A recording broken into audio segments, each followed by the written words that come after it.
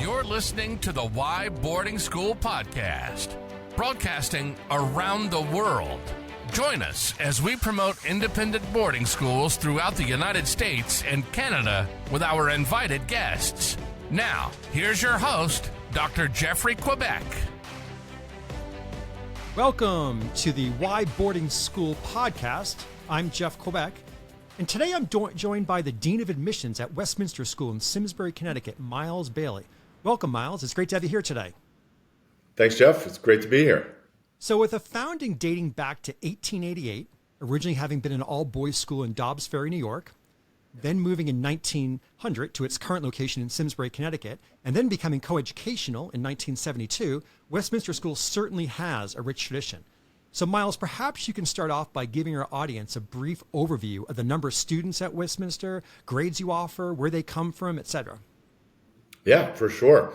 I think tradition is something that means a lot to us here, and that's a word that we use a lot here at Westminster.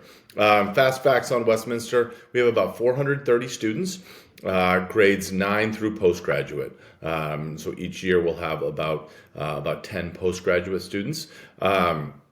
We are on a 200-acre campus here in Simsbury, Connecticut, which is about 2.5 hours from Boston, about 2.5 hours from New York, about 30 minutes outside the city of Hartford, which is our closest major city. We sit kind of, I like to say, right on the edge of kind of suburban and rural here in Simsbury. We are 50-50 in terms of boys, girls, co-ed. We have about 80% of our students are boarding students, about 20% of our students are day students, and we have students from over 25 different states and over 20 different countries here at Westminster. Oh, that's awesome. And so what is the academic curriculum like at Westminster School? Yeah, I think we start out with a fairly traditional liberal arts curriculum, right? So our students are taking, all of our students are taking English, they're taking math, they're taking history, they're taking science, and they're taking a language, either modern language or Latin. And we will kind of graduate them as they get older. Some students stick with that really traditional, broad liberal arts curriculum. Other students might start to specialize, more science, more math, more history, whatever way they really feel compelled. We do have a really unique architecture program, which is part of our curriculum as well. It would fall within the art department, and we do, again, we kind of fall on the traditional side, and so we do still offer a lot of the advanced placement courses for our older students. Oh, that's great. So you mentioned the architecture program, so perhaps you can talk a little bit about the visual and performing arts offerings at Westminster. Sure. All of our students will take at least 1 year of an arts course. Visual arts are all going to fall within the academic day. Performing arts are going to kind of bridge the gap a little bit. Some students might do that as a class during the academic day. Other students might pursue that in the afternoon instead of a sport. Visual arts will be photography, digital arts, architecture being our most popular, and then kind of a traditional introductory to drawing and painting that might graduate into an advanced visual art program. Architecture is unique for us. It's a 3-year program. Students don't have to take all 3 years, but we offer 3 years of it. We have about 100 students, so about a quarter of our school is involved in that architecture program. And they will do a lot of things that maybe students might have been doing in like an idea lab or a maker space. A lot of that translates over to our architecture program. So very hands-on, 3D printers, robotics, laser cutters, things like that. For performing arts, all the traditional musics, jazz, orchestra, strings, winds, private lessons offered throughout the school day for folks who are interested, singing groups, dance. Again, dance would be like theater, something you can do during the school day or in the afternoon, and then theater as well. So theater, we have classes, but then also we will do a basically 3 big shows a year. Typically a comedy or a drama in the fall, a winter musical, which is going on for us right now. And then in the springtime, we will do kind of a student-led cabaret, one act, kind of a little more fun and a little smaller. Oh, that's great. That's awesome. Can you talk a little bit about the academic support offered at Westminster School? For sure. I think first off, everything starts with the student teacher and the student advisor relationship. I think that there's academic support at a lot of different levels, right? Some students might just need a little 15 minutes extra help with the teacher because they're having trouble getting over a hurdle. Other students might need more help with their organization, their time management, or something more specific, right? And so those students might visit our academic support office. Again, we kind of have that in different forms. We have some students who that will be like a scheduled meeting during the class week. So once a week, they'll go to the academic support office, they'll sit down, they'll go through all their assignments, they'll work with their specialist there. Other students might do that on a drop-in basis. Drop-in is usually going to be in the evening, kind of before or during study hall. So we have folks available for students to just stop in who need help organizing their ideas for a paper, or need help kind of bulleting out their assignments for the rest of the week so they know how to attack those. So it's a pretty kind of cafeteria plan, I guess I would say. You can kind of pick and choose what works for you. The key for us, I think, is getting students engaged with that early on, right? And we want our new students, whether it's something that they know they might need when they arrive, or something they've never needed before. We want to grab them early, so nothing falls through the cracks, right? And so we're able to support them in every way right from the start of their experience. You said starting early, so you're starting that strong foundation. Yes, exactly. That's great. So are there any special signature programs that are offered at Westminster? Yeah. I mean, I think architecture is definitely one of them, right? That's something that's very, very unique to us. We have a class, and I think other schools have some things that are similar. We have a civic engagement class that all of our sophomores take, and then any student that comes in new as an 11th or a 12th grader would also take it.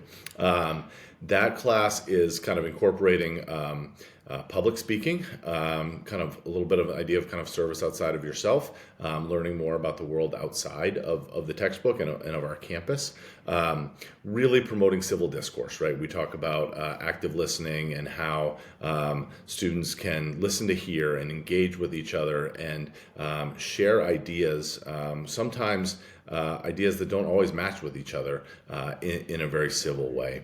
And then at the back end of that program, it's more public speaking. So students choose a topic of their pleasure and research that and deliver a speech to the class and then the entire grade.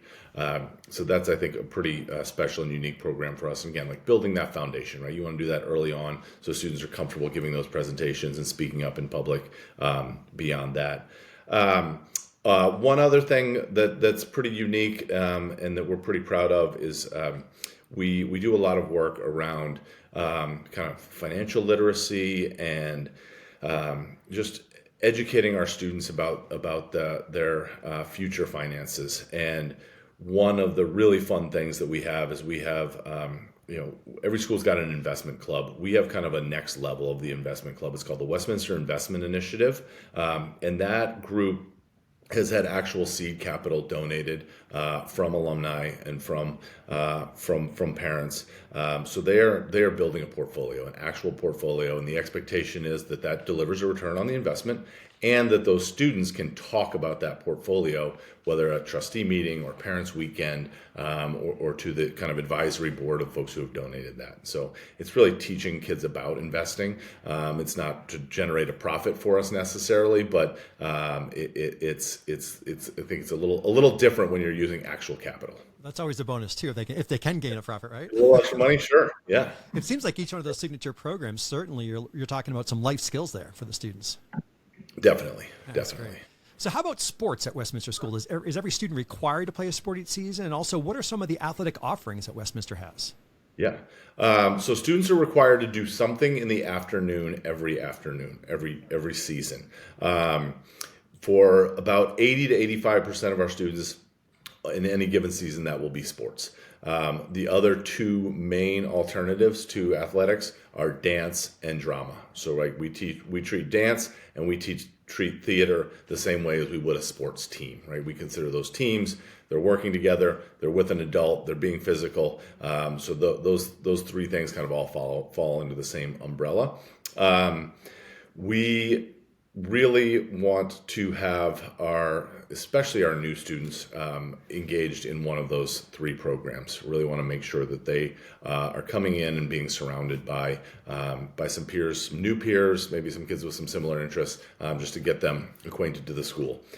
In terms of our athletic offerings, first of all, I think we kind of punch above our weight a little bit in terms of just the sheer number of teams, right? We are still a place that believes in the idea of balance and the idea of involvement. And so we have teams at every level, right? And so we have, we have 3 boys hockey teams. We have 4 boys soccer teams, right? We don't want a student to get here and not be able to play because we don't have enough room for them, right? So we're going to offer teams, as many teams as we need to suit our clientele here.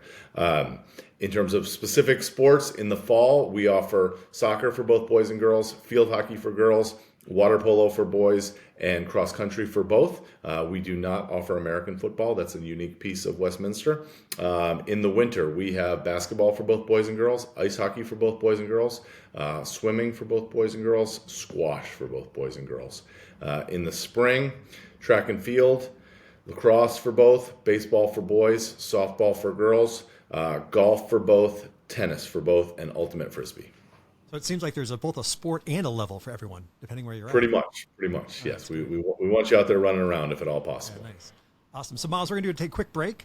When we come back, we'll learn a little bit more about the Westminster School.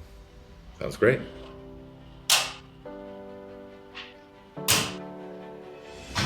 Do you have any questions or guests that you'd like to see on an upcoming Why Boarding School podcast?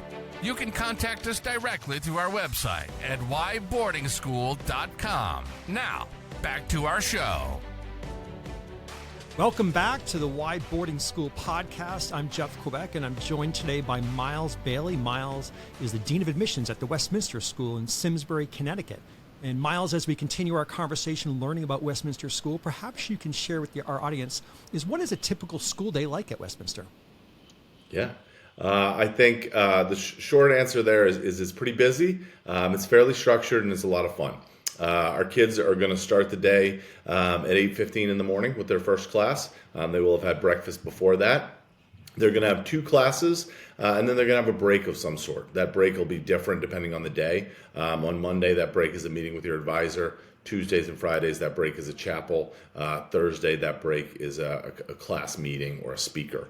Then you're going to have 2 classes, and then you're going to go to lunch. On Monday, Tuesday, and Thursday, we lunch as an entire school together, family style, sitting at a table, students and faculty together, and those tables rotate throughout the year so students get to know each other in different ways. Then you're going to have 2 more classes. And then you're going to be done. You're going to be done for the school day. I talk about the day because as a boarding school, in the entirety, from the start of the academic day all the way through kind of bedtime. And so after the academic day, you'll typically have a little bit of a break. That might be a time to catch up with a teacher. It might be a time to go grab some food with a friend real quick.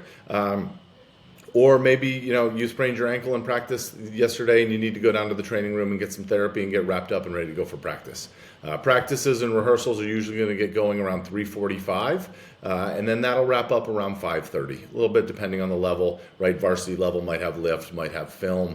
JV level, thirds level might just have just a practice. So that varsity time might be a little bit longer. The time after practice is usually kind of the biggest piece of free time the students have in the day. So practice wraps up at 5:30.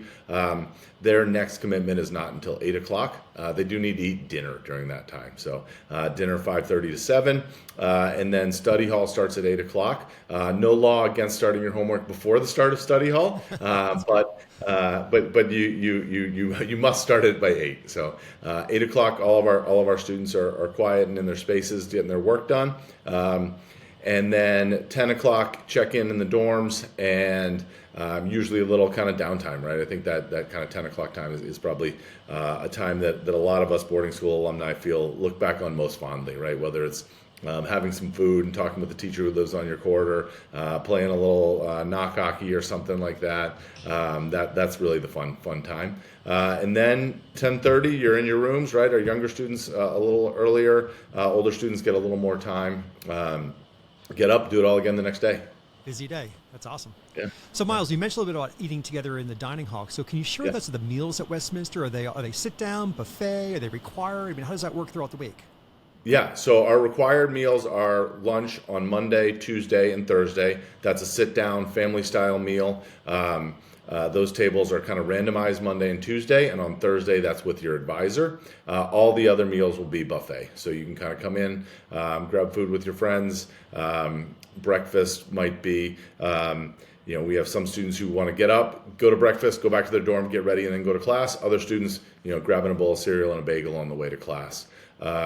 The food in general is going to hopefully serve a pretty wide range, right? We want to make sure there's a lot of options for all different palates. So, fruit, yogurt, cereal, always available, bagels, sandwiches, salad bars, pastas, in addition to your kind of like normal hot entrees. So I want to hopefully make sure that everybody's well fed here. There you go.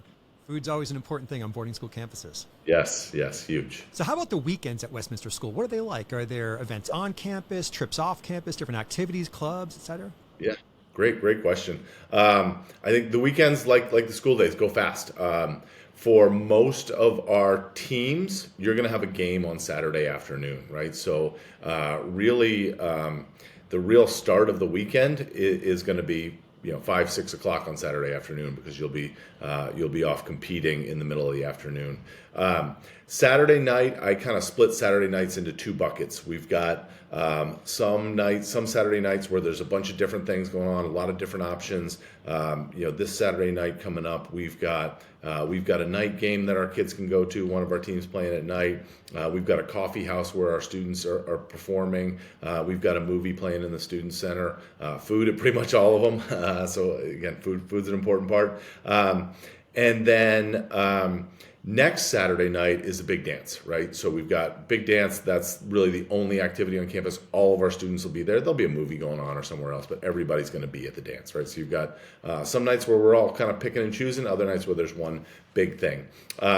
Sunday is going to be a combination of opportunities to get off campus and do some different things, and time to kind of catch up, or maybe do something that you don't have as much time for during the week, right? So Sunday might be a time to do a little extra work, maybe get a little more sleep, check in with a teacher, or you think about like lacrosse players in the fall that are playing soccer and don't have a ton of time to work on their sticks, right? Sunday's a good time to go down there, hit the wall for an hour, maybe get another couple guys down there, play a little 3-on-3 or something like that. But we're also going to have all kinds of different trips off campus on Sunday. Some are simple, going to the mall, going to Target, picking up things you need for your room, or might be a trip to Boston or New York, or we're going to a Yankee game or something like that, or off to the mall, or out to a hike, right? We've got an outing club that will do hikes locally, or ski trips in the winter. So a pretty good buffet of options there. And the other thing I would say is again, a little bit unique to Westminster. I think we have this incredible campus here that kind of sits on a hill where we're all together here on campus. It's very secluded, not necessarily the right word, but campus is all to one. But we've got a nice little town right down the street, and so about a 10-minute walk from campus, kids can get down to Starbucks, get a burger, something like that. And so nice Sunday afternoon in the fall, you usually see a pretty steady stream of kids walking back and forth from town. Very nice. So, Miles, another important part certainly of boarding school life is dorm life. So, can you tell us about dorm life at Westminster School? Yeah, what does that look like? I think that's probably the most important question, Jeff, because we've all got great schools all over the world, and we've got great great programs.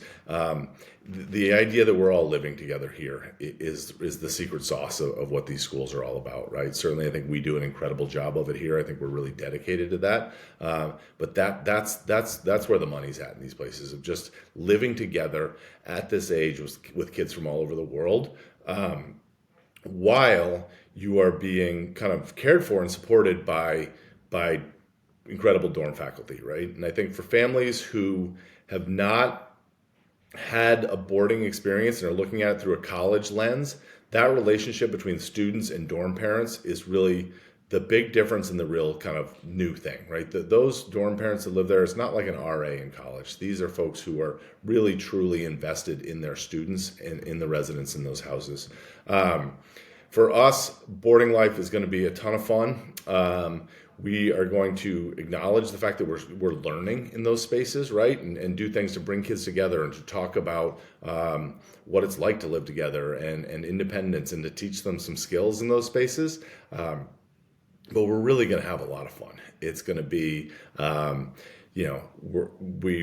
ninth grade boys dorm does a knee hockey tournament every year in their attic, ping pong, watching movies, dorm parent might bring out ice cream sundaes or something like that. Just all these different opportunities to kind of come together and to be together and to learn from each other.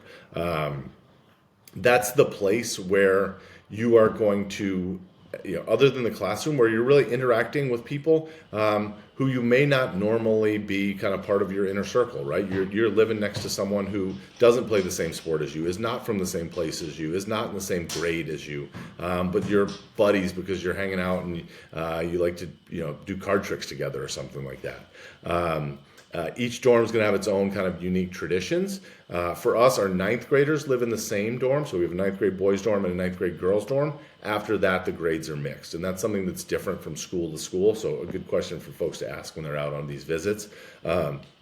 And then we've got some inter-dorm competitions too, which is, I think, again, probably not unique to Westminster. I think a lot of schools do that, but I think you see a lot of really friendly rivalries and a lot of fun and a lot of community building in that. So for us, our biggest one is we play a game that we call stickball. It's basically a modified version of baseball. We use a hockey stick as a bat. We use a tennis ball as a ball, and you can have as many players as you want in the field. And the dorms compete against each other, and that's just good times for everybody. Sounds like good fun. Yeah. So in addition to the dedicated dorm parents who certainly support and are there with the students on a daily basis, can you share with us a little bit about the advisor system at Westminster School and how that works? Definitely. I think advisor is a really key person for students for sure, and for parents maybe even more so. I think for parents that are new to this, that's a real benefit that you're getting here, right? You are going to have an adult on this campus who is a professional, who knows your child and knows everything that they have going on, and that's someone that you can contact, email, phone, text, however, right? For us, for our advising program, we have mixed advisor groups. Again, every school is going to do this a little differently. We have mixed groups. So my group, I have 8 students in my advisor group. I have 5 girls and 3 boys. I have 5 seniors, 2 sophomores, 1 freshman. I have 1 day student and 7 boarding students, right? So a mix in every way. That group is going to be kind of like a little family, right? We meet as a group. When they're in here, you would think that these are the only 7 people that they talk to, right? These kids act like they're so in it together. And some of them are really close outside the group. Other times they kind of go their separate ways. But when they are here, they are really having fun together. The advisor is the point person for basically everything in the student's life here on campus, right? Whether that's helping them decide what sport they want to play, they're sick and they need a ride to the doctor, or they're leaving on a weekend and need a ride to the airport or something like that. They're going to help with course selections. They're going to talk to them about residential life things. We're going to talk about big happenings here on campus, speakers that have come in, different things like that. And they're there for the students, right? I think Ideally for us, you want to really structure that relationship when the students are young. And so when they are in kind of 11th and 12th grade, they're coming to find me when they need me. I'm not having to seek them out saying, hey, we gotta talk about this, right? Our students stay with their advisors throughout their time here if they want, right? They have an opportunity to switch every year if they like, if they've connected with another adult in a different way. Most of our students, about 75% to 80% of our students every year will stay with that advisor. So you're getting to see them grow throughout the year, throughout the years. Again, I think that's a really great thing for the student and the advisor, but for the parents, I think that's where the benefit really comes in, is having that consistent adult throughout the 4, 3, 2 years that the student's here. It must also be rewarding for you, like in the case of also being an advisor, seeing that progress, right, from freshman year all the way through senior year. Oh yeah, seeing those kids walk across the stage at graduation. I've got you can't see it, but on the other side of the wall here, I've got pictures of all my advisees at graduations through the years. That's about as good as it gets for us. So Miles, would you say, is there a typical Westminster School student? Yeah, I think we talk about grit and grace a lot here at Westminster. So I think typical Westminster School student, someone who's not afraid of hard work, right? I think we've often feel like kids who want to work and who want to dig in will do well here, right? I think we've got we're a little bit of a smaller school. We've got a little bit of an underdog mentality sometimes, which we like. More than anything, probably kids who want to be involved, right? We talked about all the different afternoon opportunities, all the things going on here on campus.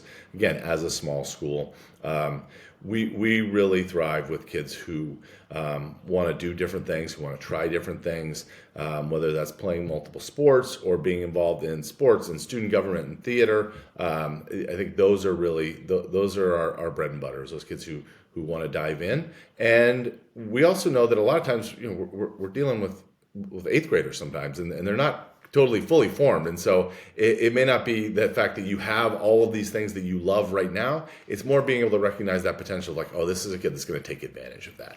Sure. Just like we mentioned, the development of the growth you see from freshman year to senior year. Yes. So it changes so much. So are there any cool traditions at Westminster School that may be unique from other schools? Or maybe, Miles, perhaps there's that one tradition you hope always remains part of the school? Yeah. I would say, I think we have 3 or 4. I think to nail one, we talk to our kids about this all the time, and this is the one that they mention the most. Night before graduation here, we have a baccalaureate service. Senior speaks, and then all of the seniors gather on a lawn, actually right outside my office here, and then all the juniors line up, kind of circle that lawn. And our seniors bring those juniors onto the lawn one at a time. And then the last group of juniors remaining are our student leaders for the next year. And then the very last person will be kind of our head prefect, basically the equivalent of our school president. So, really cool way to announce some leadership, but also just that symbolizing the passing of the torch. This is your school now. That kind of idea of leave it better than you found it. I think that is that's the one that sticks with our students the most, and I think that's the one that's untouchable here at Westminster. And probably also the ones the alums will talk about when they come back for their reunions and such. So most definitely. So Miles, before we dive into admissions, is there anything at Westminster School that we didn't discuss today that you'd like to mention? I think one thing, we talked a little bit about community.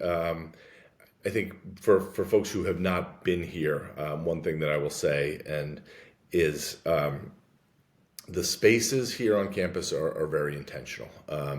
And we feel like we can't build community without all being together. And so from our dining hall to our chapel to our academic center to our theater, those are 4 different spaces where we can be together as an entire school, which I think is a little bit unique to Westminster, and I think it speaks to our sense of community. That's great. So if someone is interested in Westminster School, how might they go about starting the admissions process? Great. Yeah. Easy first step, log on to the website and fill out an inquiry form. Shoot us an email, shoot me an email directly, or to our main admission email, or give us a call, right? We actually love to talk to people on the phone, answer basic questions, and get them going from there. There's a lot of digital content that they can access. But pretty soon, if you are feeling like this is a place you might want to apply to, we want to get you in for an interview, right? And that can be virtually or that can be in person. And so we're scheduling those all the time, and would love to have you tour campus and sit down and talk with you, but understanding that not everybody can make it here, happy to do that by Zoom as well. And what is the website address for Westminster School? We are www.westminster-school.org. So awesome. a little bit of a mouthful. Yeah, westminster-school.org. There you go. This is great, Miles. It's been great really speaking with you and learning more about Westminster School, and I certainly appreciate your time today. Thank you, Jeff. This has been great. Awesome. Thank you. Miles Bailey, Dean of Admissions, Westminster School in Simsbury, Connecticut. Thank you for listening to the Why Boarding School podcast. We look forward to you joining us for our next episode. Please remember to subscribe to the Why Boarding School podcast and help us spread the word. Until next time.